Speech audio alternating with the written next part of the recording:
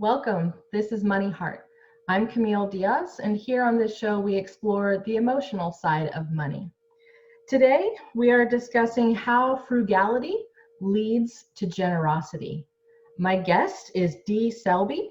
She's a professional organizer and productivity specialist. She's the owner of Dee's Downsize and Declutter. Dee, welcome to Money Heart. So glad to have you on the show. Thank you for inviting me. I appreciate it. Absolutely. So when we first talked, you shared a story with me about how you used to save your pennies as a child. Can you share that with the rest of us? Sure. Actually, they weren't my pennies. They belonged to everybody else who lived in the house. All the adults would give me their pennies at the end of the day, and I would put them in a piggy bank. And when the piggy bank was full, we'd, empty it and put the pennies away. So anyway, it was just part of the family mantra. We saved those pennies. And this was back in the 60s. You'll just have to guess which part of the 60s. So when I was 8 years old, we finally decided we had enough pennies to open a bank account. And at 8, I had $50.50 worth of pennies. And I still had that account when I got married at 22, 23 years old. Wow, that is pretty cool. I'm guessing there was a little more than $50.50 in it when you got married. Most of the time. It did, I think I dipped into that original $50.50 sometime in my early married life, but I kept that account for years and years and years. That is a really cool story.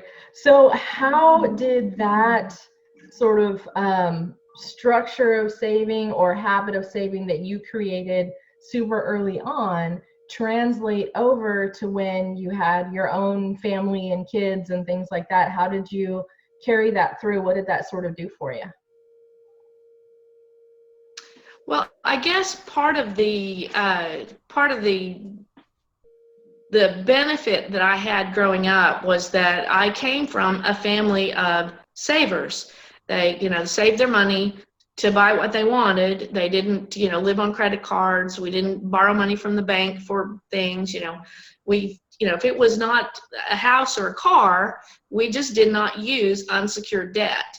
So when my kids were small and, we were a struggling young couple and we had these little kids and we wanted to get them one of those nice wooden play sets. So we set a goal for the whole family. And just like my grandparents and my mom, whenever, somebody had change, we put it in the change jar and we saved money. If you got a birthday gift of money, you put your money in the jar. And so we even had the little thermometer and, we just, as we went through until we had enough money to buy that play set outright. So we bought the play set. The kids played on it for years and years and years. And it was such a blessing to us. It was one of those, it was sturdy and it lasted all through their growing up. And finally, when the last kid turned 16 or 17, we were able to donate that to friends of ours who had small children. So we were able to take our frugality and then turn it into generosity and pass it on to somebody who could really use it. Because we managed to buy quality because we took our time. That is an excellent point, how saving up and not rushing into a purchase can make it possible for somebody to choose something that's going to last for a while and be something that they will enjoy and treasure and use. And it may even, like you, in your case, last long enough and be built well enough that somebody else can use it and have it when you're done. Right. So are your kids, you said they got to 16 or 17, I'm guessing they're a little older than that by now. How are you seeing this kind of playing out in their lives? Well, they two of my adult children still live with me. They're disabled adults, but and they have a sister. The middle sister is married and living out in the Tulsa area, and she's been sick for 4 weeks. So her income has dropped, and so the siblings here with me were able to say, okay, well, when I've got money that I can give to Lisa so that we can help them through this. So they're still very generously minded. They save and save and save and save, but when they see a need, they're free to help other people meet their need. My oldest actually saved money to the point that we had family friends who needed help paying for a funeral service, and she was able to anonymously donate money to help with those expenses. So if they watch this, they might figure it out, but whatever. So that's okay. So but I was a proud mom. I was just a proud mom that they still are thinking about other people and helping other people, even though their income is very limited. But because they don't have debt, they're able to make choices with their money that a lot of people can't make. Absolutely. Yeah. The stress of having debt and trying to figure out how you're going to make it each month and how you're going to pay each bill definitely makes a difference in how much you feel you can give and share with others. And I love your point of, even if they are not making a lot of money, because they have chosen to manage it well and have some money saved and not feel that lack attack and that stress and pressure of I need it. They don't have to be super wealthy in order to be able to share with others in a time of need. That's really cool. Well, and I want to point out also that they are not freeloaders. They pay, there are 3 of us, and they pay each a third of all of our living expenses. So it's not like they're living off mom and they've got X amount of dollars they can do whatever they want with. They have to budget, and they help pay for where they live. So that level of responsibility and independence is a gift that I can give them, and it makes it easier for all of us. So yeah, I'm guessing there's not any arguments or fights or disagreements. Maybe a discussion on who you're going to donate to, but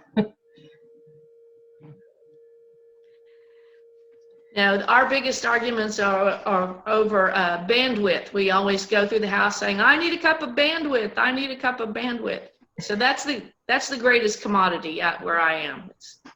Yes, we are having a little bit of lag on the call because of where you are has less signal, but I still felt this was a super important message for someone to share with us. So I'm glad that we're kind of getting through it even with the lack of bandwidth. And maybe your neighbors has a cup of bandwidth that they could spare. You got to go over there later and ask them.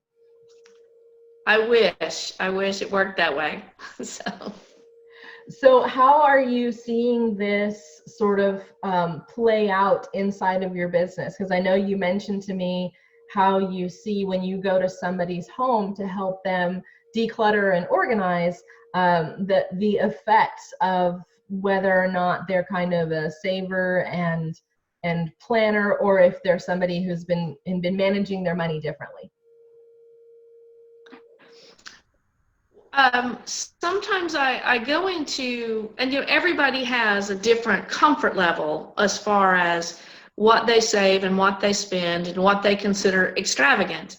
So, but the thing that I do notice that is probably most telling is that people constantly are expanding their lifestyle to fit their, what they want their income to be, or their perceived, what they perceive success to look like. Maybe that's the best way. They see success and they think these trappings go with it. But they forget sometimes that if they'll just pull it back a little bit, they will have more peace and calmness in their life and in their homes. There are a lot of people, when they're stressed out, they shop. And even if they have the money to do that, they can buy whatever they want. They don't have restrictions. They end up with so much stuff that it wrecks their sense of peace. They can't find things and they're frustrated, and it's just a matter of they've tried to calm themselves with buying more stuff instead of managing what they have, utilizing what they have, leaving some margin in their life. Because then when it's time to turn around and be generous, they can't find what they need in all their stuff, let alone can they think about giving to others. And of course, if they're racking up debt in the process, then it just becomes a perpetual cycle. And they just feel like they can never dig out. Absolutely. So maybe time to find a different type of stress relief that's not shopping. Or I guess if you wanted it's to not shopping. maybe, Actually, oh, sorry, we had a little. I recommend often to people. Yeah. Go ahead. Oh, I want to hear your recommendation, not mine. Oh, okay. Well, my recommendation is to folks like that is that, pick your favorite charity. Go on their website, figure out what it is they need. Go shopping for your favorite charity in your house. If you're supporting a ministry for women who are transitioning out of prison into their own homes and getting their kids back, their needs are for things that you probably have plenty of. Everybody wants a great smelling bath gel. And if you've got 25 of them, chances are you're not using one, even a different one every day. But a small gift like that can make all the difference in the world for somebody who's been using whatever the prison bought, bar soap, and nicer shampoos, and even unopened cosmetics. I bought 4 of these lipstick, but they're going to expire, that type of thing. And that doesn't even have anything to do with clothes or toys your kids have outgrown, that type of thing. But yes, if you'll just shop in your own home for your favorite charity, it starts the ball rolling, and you just feel so much better about yourself and the difference you can make without spending another dime.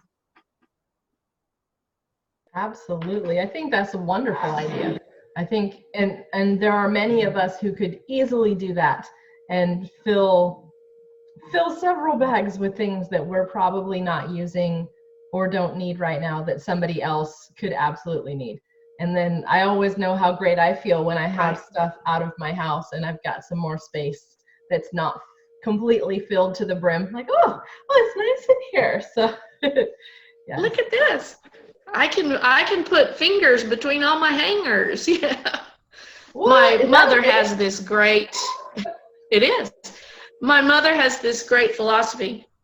It's not a great philosophy, but she likes to share it. Every woman needs 12 pair of black pants, because you need a pair of black jeans, you need a pair of black dress pants, you need a pair of black twill, some kind of business casual, and a pair of just lounging around black pants. And so that's 4, okay? But you need one in the size you're wearing, the size above, and the size below. So that's 12 pair of black pants. So I've just about got her convinced that she doesn't need to keep the ones that don't fit. So it's a work in progress. So, as it is for all of us, it's so easy to justify those things in our mind and say, well, you have to have this, and well, you have to have 3 of them, and well, I love this sweater, so I've got to have it in every color. And you're absolutely right. It's so easy to fall into that, because we can justify anything we want once we already made that emotional decision that we need it. Right. Yeah. Absolutely. Well, this has been super fun. Thank you so much, Dee, for joining me today. You are very welcome. So if anybody wants to find out more about Dee's Downsize and Declutter, you can visit her website at deesdeclutter.com. She's also on Facebook under Dee's Downsize and Declutter. Thank you very much to all of our listeners and viewers. I'm your host, Camille Diaz. This show is sponsored by Serenity Financial, a Five Rings financial agency specializing in living benefits, guaranteed lifetime income, and financial education. I would like to go over today's money mantra, and Dee, I think you were going to help read it with me, perhaps? We'll try. Okay, I'm going to let you go for it. Yes, the money mantra is, okay, I am a good steward of my money. Perfect. I am a good steward of my money.